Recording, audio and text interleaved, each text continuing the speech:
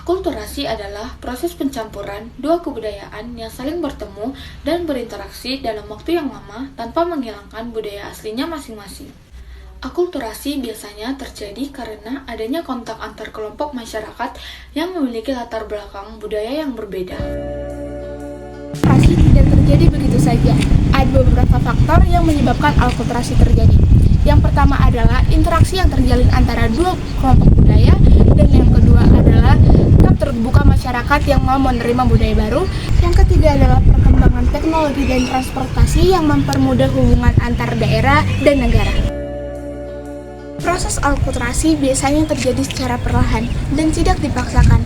Masyarakat akan memilih unsur budaya asing yang sesuai dengan norma yang mereka miliki, yang kemudian unsur tersebut dipadukan dengan unsur budaya yang mereka miliki, yang menciptakan budaya baru yang unik. Beda dengan asimilasi. Jika asimilasi yang menyebabkan budaya lama hilang, maka akulturasi tetap mempertahankan budaya aslinya. Contoh akulturasi budaya di Indonesia. Indonesia adalah negara yang kaya akan akulturasi budaya. Contohnya, yang pertama, arsitektur bangunan. Misalnya, Masjid Menara Kudus memiliki bentuk menyerupai Candi Hindu-Buddha, tetapi digunakan sebagai tempat ibadah agama Islam. Yang kedua, seni dan budaya. Wayang kulit merupakan hasil akulturasi budaya Jawa dengan ajaran agama Hindu dan Islam. Yang ketiga, upacara adat. Tradisi sekaten di Yogyakarta dan Surakarta merupakan perpaduan budaya Jawa dan Islam. Akulturasi memiliki dampak positif dan dampak negatif. Dampak positif akulturasi adalah yang pertama, meningkatkan toleransi antar masyarakat. Yang kedua, memperkaya kebudayaan nasional. Yang ketiga, menambah wawasan masyarakat terhadap budaya lain. Dan yang keempat, meningkatkan sikap saling menghargai. Dampak negatif akulturasi yaitu yang pertama, masuknya budaya asing yang tidak sesuai dengan nilai lokal. Yang kedua, perubahan gaya hidup yang terlalu meniru budaya luar. Dan yang ketiga, lunturnya nilai-nilai tradisional jika tidak disaring dengan baik. Dalam menghadapi akulturasi, masyarakat sebaiknya memiliki sikap pertama, selektif, yaitu mampu memilih budaya asing yang sesuai. Kedua, toleran, yaitu menghargai perbedaan budaya. Ketiga, cinta budaya lokal, bertujuan agar budaya aslinya tetap terjaga. Keempat, bijak agar tidak meniru budaya asing secara berlebihan.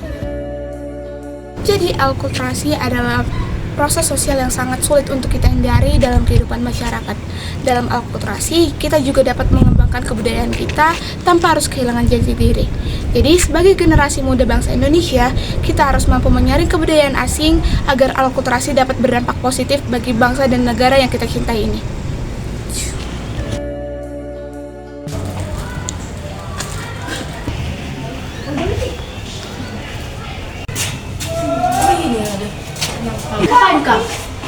Ini pusing kali aku sama tugas sosiologi ini. Itu Ibu Yes itu bikin kepala aku mau meledak ini. Buang lah nafsu itu.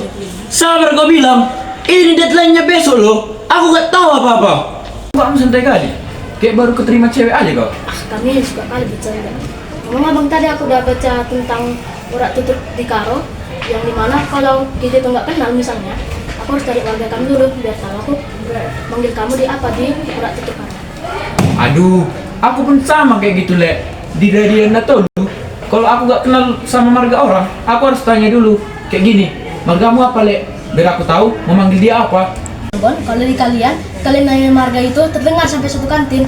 Suara kalian itu kayak ketua masjid. Beda sama kami yang Karo, kami itu berbicara dengan suara pelan, lembut, dan kami nggak ada basa-basi dulu, nggak kayak kalian langsung. Itulah Dek. Itu namanya darah toga mengalir di darahku ini. Darah semangat loh. Kami itu gak boleh volume kecil-kecil.